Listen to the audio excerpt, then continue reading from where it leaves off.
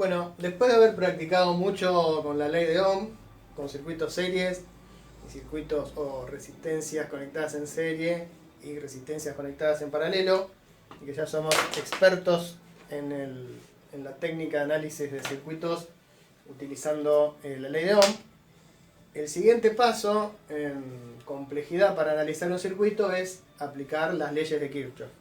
Pero antes de aplicar las leyes de Kirchhoff, vamos a darle una vuelta más a lo que habíamos visto con la ley de Ohm. Por ejemplo, si tenemos en este caso una pila de 9 volts o una batería de 9 volts conectada a este circuito de dos resistencias en serie, es muy fácil hacer la cuenta y darse cuenta, valga en redundancia, que la corriente que está circulando es 1 ampere.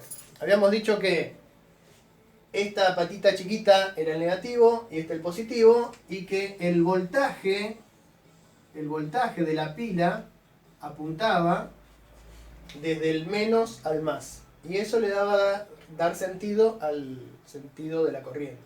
Entonces, en este caso la corriente está circulando así, y lo que vale esa corriente es 1 ampere porque tiene una resistencia de 5 ohms conectada en serie con una resistencia de 4 ohms, y eso da como resultado un total de 9 ohms. Perfecto, es algo que veníamos viendo hasta acá. También, cosa que ya hicimos varias veces, se podía calcular el voltaje entre A y B. El voltaje entre A y B, y habíamos dicho que, como la ley de Ohm decía que la corriente era el voltaje sobre la resistencia, entonces el voltaje era la corriente por la resistencia. Y resulta que ahora yo sé cuánto vale la corriente. La corriente es 1 ampere, y en este caso la resistencia es 5 ohms, o sea que esto me da 5 volts. O sea que el voltaje entre A y B es 5 volts, y análogamente el voltaje entre B y C es 1 ampere por 4 ohms, o sea 4 volts. Lo que no dijimos hasta ahora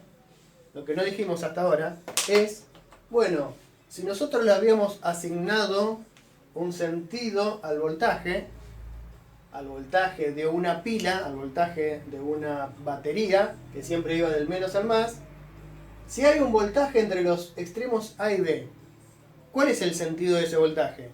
Bueno, el sentido del voltaje sobre una resistencia, los técnicos electrónicos suelen decir que es el voltaje que cae sobre la resistencia. ¿Está bien?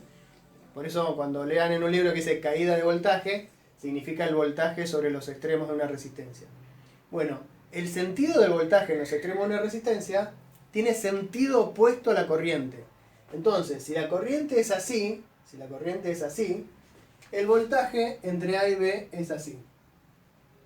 O sea que yo tengo 5 volts en este sentido. Y sobre esta resistencia, o sea, entre B y C, como la corriente también circula así, el voltaje tiene sentido opuesto a la corriente. O sea que acá tengo 5 volts en este sentido, y acá, entre B y C, tengo 4 volts en este sentido. Perfecto. Eso es algo que lo podríamos haber dicho antes, no lo dije para no complicar el análisis porque hasta este momento no nos hacía falta.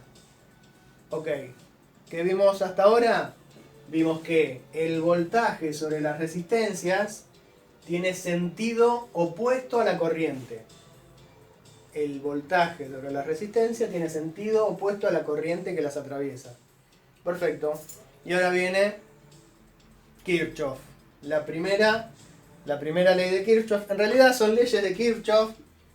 No hay que, como son dos, en realidad son tres, pero son dos las que se usan. A algunos se les suele decir la primera ley y otra la segunda ley, pero en realidad son dos leyes que no es que una es la primera y otra es la segunda.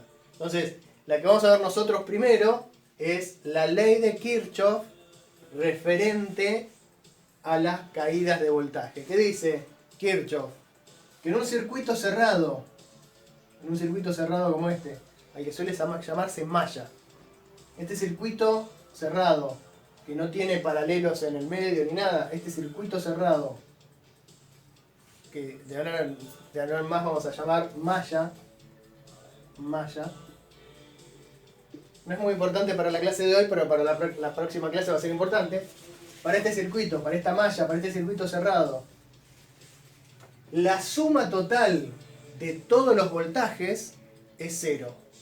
Repito, para un circuito cerrado, para una malla, la suma total de todos los voltajes es 0. Entonces, ¿se cumple en esto? Bueno, si no se cumple estamos mal porque se cumple para todos los circuitos. Así que se tiene que cumplir, ¿no? Entonces, es importante, cuando se escribe esto, tener en cuenta los signos. Yo puedo recordar esta malla en el sentido, digamos, horario o antihorario. No importa el sentido que elija para recorrer la malla, la cuestión es que siempre sea el mismo. O sea, si yo empiezo en un punto por acá, tengo que recorrer todo el circuito hasta completarlo y siempre seguir el mismo sentido. Yo voy a seguir el sentido horario porque creo que estamos más cómodos en algo que gira como las agujas de un reloj. Entonces, si yo empiezo acá, ¿con cuántos voltajes me encuentro? Me voy a encontrar con el de la pila, con el de la resistencia de 5 ohm y con la resistencia de 4 ohm y nada más. ¿Y cuánto valen esos voltajes? Bueno, si voy así, fíjense que en este sentido acá tengo 9 volts. 9 volts. Después, siguiendo así, me encuentro con menos 5 volts. Menos 5 volts. Y siguiendo así, tengo menos 4 volts. Y nada más. ¿Y la suma de esto cuánto da? Y bueno, da 0. Esto es lo que dice la primera ley de Kirchhoff que vamos a ver. En una malla, en un circuito cerrado, la suma de todos los voltajes, tanto de las pilas como de los voltajes que caen sobre la resistencia, la suma de todos tiene que dar 0. Esa es la primera ley de Kirchhoff. ¿Está bien? Entonces, es solo eso. Parece una tontería, pero nos va a ayudar mucho en circuitos que son mucho más complicados, ¿no? En circuitos que son mucho más complicados y por ahora no los vamos a decir cuáles son, pero por ahora. Por otro lado, supongamos que tengamos en lugar de tener esto de acá, supongamos que tenemos dos resistencias, pero conectadas en paralelo. Por ejemplo, una resistencia así, ¿no? Así. Y otra resistencia así. ¿Estamos? Entonces, ahora ya son dos resistencias en paralelo. Supongamos que esta resistencia es de 3 ohms, ¿está bien? Y esta es de 6 ohms. ¿Está? Entonces, ya sé que los extremos entre acá y acá, ¿sí?, están a un voltaje de 9 volts. Yo ya sé cuánto es el voltaje. A este le podríamos poner letras como poníamos antes. Si este es el punto A y este es el punto B, el voltaje entre A y B ya sé que es 9 volts. Perfecto. Ahora, ¿cuánto vale la corriente I? Bueno, para encontrar la corriente I, primero tendría que saber cuánto es el equivalente entre una resistencia de 3 y una resistencia de 6. En este caso, la resistencia equivalente, estaría bueno escribir con algo que escriba bien, es el producto, o sea, 3 ohm por 6 ohm, dividido la suma, o sea, 3 ohm más 6 ohm. 3 por 6, 18, 3 más 6, 9. 18 sobre 9 es 2. Ohm al cuadrado dividido es... O sea que la resistencia equivalente a esto, la resistencia equivalente a este paralelo, es 2 ohms. O sea que la corriente I que está circulando, son 9 volts dividido 2 ohms. O sea que es 4,5 amperes. Perfecto, perfecto. Eso lo sabíamos hacer. Es un ejercicio, por decirlo así, mucho más fácil de lo que venimos resolviendo hasta ahora. El tema es el siguiente. Acá hay una cosa nueva, así como la otra vez dijimos que una malla era un circuito que se resolvía, que se podía recorrer directamente, cerrado. Acá hay un nuevo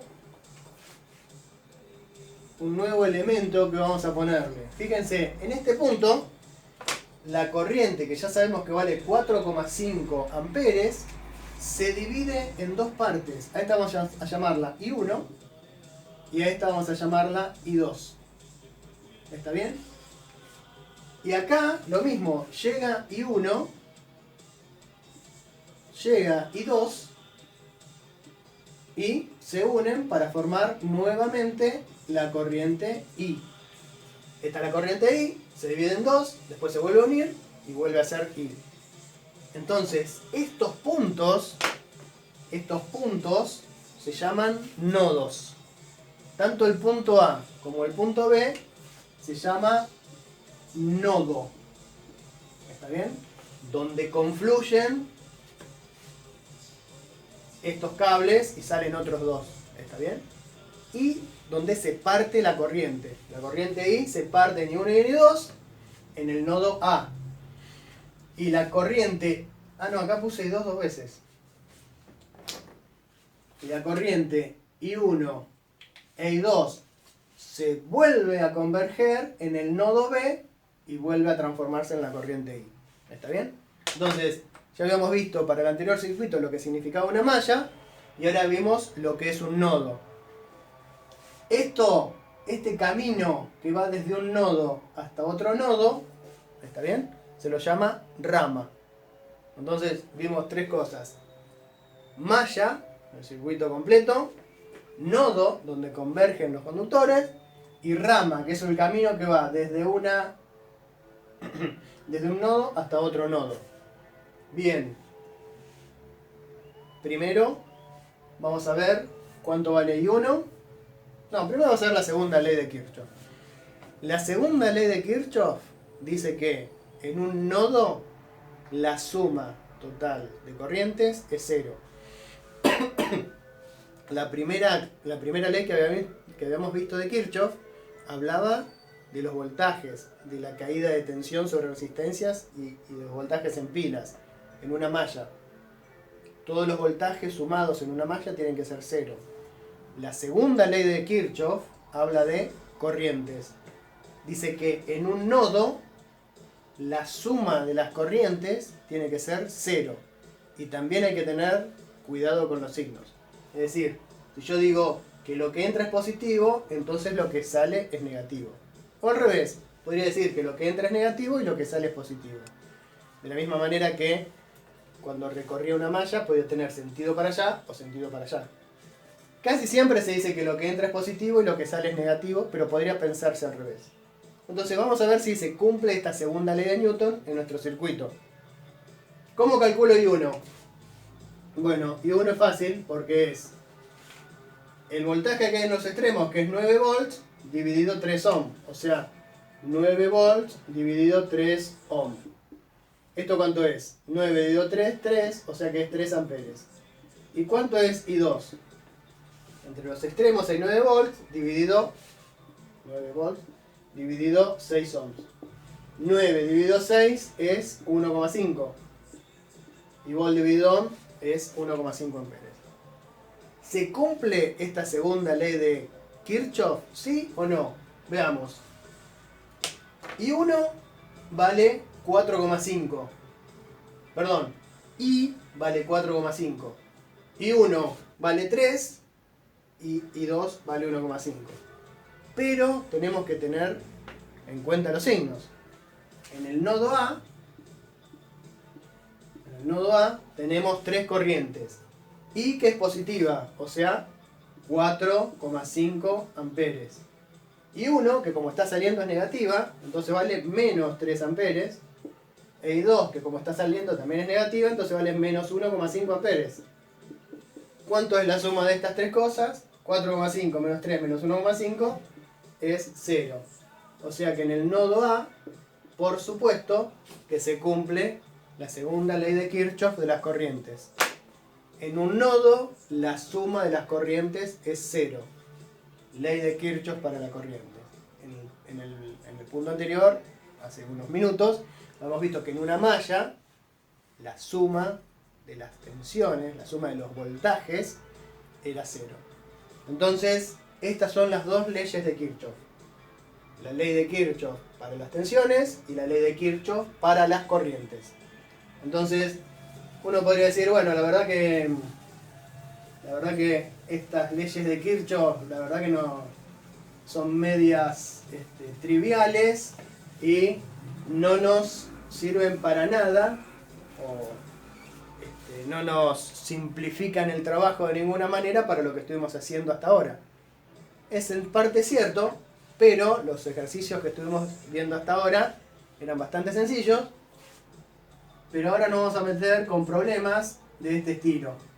¿Qué pasa cuando yo tengo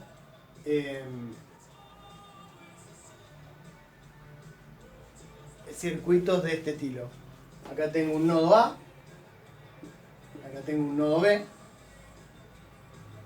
y no tengo manera de simplificar este circuito. Acá tengo una malla, acá tengo otra malla, y tengo 3 ramas. ¿Cómo resuelvo las corrientes? ¿Cómo calculo las corrientes que circulan por acá, la corriente que circula por acá y la corriente que circula por acá? No sé ni siquiera en el sentido que circulan estas corrientes. No sé cuál es el voltaje que cae acá, acá y acá.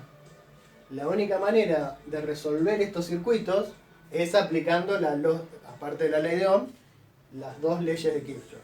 Entonces, por ahora nos quedamos con el enunciado y cómo se usaban las leyes de Kirchhoff, y en la próxima clase vamos a ver cómo se resuelve este tipo de problema. O sea, si yo a esto le pusiera, no sé, 15 volts, esto 9 volts, esto 10 ohm, y esto 7 ohm, y a esto 8 ohm, ¿cuáles son las corrientes que circulan por acá? ¿Cómo se hace para calcular eso? Con la ley de Ohm solamente no me alcanza. Con los equivalentes serie y paralelo no me alcanza. Necesito de las leyes de Kirchhoff. En la próxima resolvemos un problema como este.